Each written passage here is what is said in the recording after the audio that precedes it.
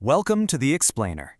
Today, we're diving into a grim, dark, gothic fable of intellectual sovereignty, and we're going to dismantle the illusions of our ancestors. I want you to picture me at the edge of the world, just a wanderer kneeling in bone-white dust. I don't carry any bread in my pack, just the sharp, unforgiving instruments of reading, meant to completely dismantle the absolute truths of civilization. And you whisper from the limestone shadow, don't you? Always mocking my cold isolation. Your voice is just this rasp of wind against the barren rock, asking, why do you tremble before these ink-stained lies? But you completely misunderstand my tremor. I'm not looking for devotion, and I absolutely do not want the suffocating comfort of your city fictions. My internal struggle, it isn't born of fear. It's the immense, literally crushing weight of holding civilization's holy scripts up to a dying light, desperately searching for the hand that actually wrote the deceit. So look at this foundational split between us. Behind me lies the city. It's a place that just huddles in the warm blindness of its unquestioned dogmas. It's this cozy shelter where even questioning things is considered blasphemy. But here, out in my domain, the desert, what the city calls blasphemy is, well, it's merely accuracy. I don't have a congregation whose faith I might accidentally disturb. I actively choose the cold truth, the blank vellum, and the harsh, cold isolation of the wasteland over those comforting lies. Now you might be wondering, what's my primary weapon out here in the wasteland? It's understanding the palimpsest. If you're not familiar, a palimpsest is a piece of parchment where the original text has been scraped away to make room for later writing. And I've realized something absolutely crucial. Our highest virtues aren't divine portals at all. They are exactly this. They're palimpsests, heavily overwritten by centuries of human fears and power struggles, to the point where the original intention is just completely lost. I can literally feel the tactile scrape of the blade against ancient vellum as I perform this kind of surgery on the sacred manuscripts of my fathers. Just imagine it, kneeling in the dirt, clutching a jagged quill. It's meticulous, unforgiving physical labor. I'm scraping off this thick, suffocating moss of piety and forgery that's layered itself right on top of the original soul of man. Out here, the sharp sound of the blade is the only companion to my thoughts. And this grueling physical labor doesn't just come from nowhere. It's born of a rigorous clinical method. As the philologist of the desert, I have to first examine these words entirely without the shelter of emotional investment. None at all. Then I scrape away those metaphysical layers to expose the bare historical artifact underneath, because only then can I truly see the chain for what it is and decide, whether to keep it or break it. But of course, this level of deconstruction invites the wrath of the past. From the distant city gates, I can hear the ghost of a priest wailing at me. You are a monster who hates his friends and loves only the cold story of reality. And for a split second, I'll admit, the ghost of guilt tries to grip my chest. But I snap right back at the apparition. Keep your warm blindness, priest. I prefer the cold truth of reality to the suffocating warmth of your fables. And my blade just keeps scraping.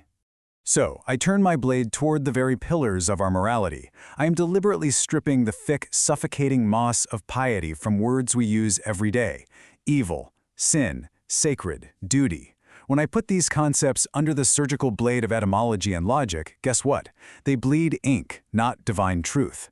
I'm exposing the original canvas beneath just to see what these concepts actually were before they were twisted to serve entirely different masters. The ultimate forgery is really revealed when we trace a bedrock word like good. Back in the Homeric age, good was literally synonymous with warrior strength and nobility. But as time bled into the priestly era, that concept was completely inverted by the weak, sown with self-denial. And now, what we call good today is exposed as merely the geological strata of a conquered people's revenge. It's a total flip. Through this brutal historical surgery, we're forced to confront something pretty heavy. Our grand moral categories, they aren't divine laws descending from the heavens. No way. They are mere historical accidents, just geological strata of human will. And honestly, that human will is anxious, it's inventive, and frankly, it's rather small. The cozy shelter of absolute truths is just entirely dismantled here. Standing here as a master critic, the whole illusion just shatters. By examining these heavily burdened chains without the comforting shelter of faith, the ink of old superstitions literally fades right into the bone-white dust. And what am I left with? Nothing but the barren limestone of objective existence. It's a desolate landscape, for sure, but it is one that is entirely free of lies.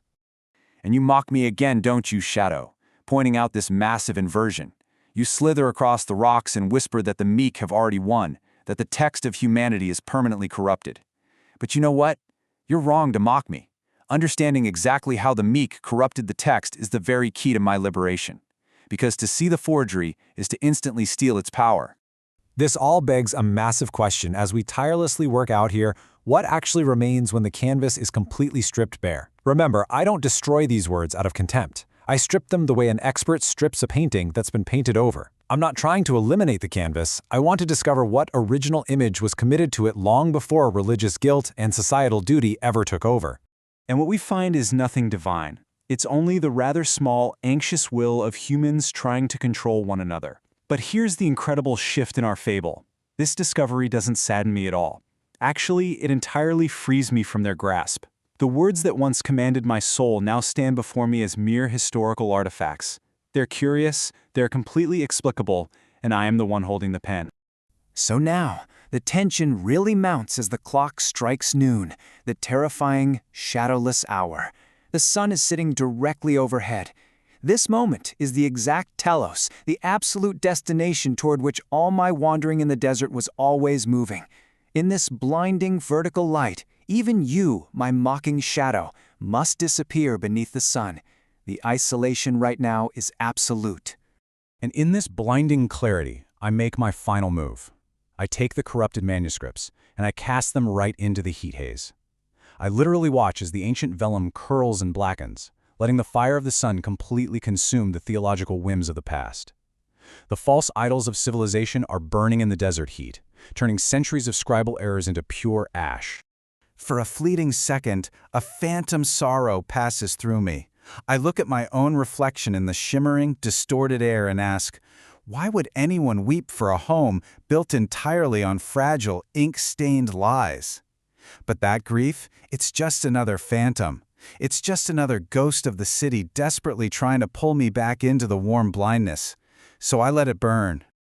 And look at the profound freedom that follows. As the charred vellum falls away, my mind finally becomes a blank surface. By surviving the terror of noon and destroying those corrupted texts, I am effectively purchasing the deed to my own intellect. I am no longer measured by the moral categories of dead priests. I am becoming the measure of the stars. This is the ultimate philological gift the wanderer gives himself.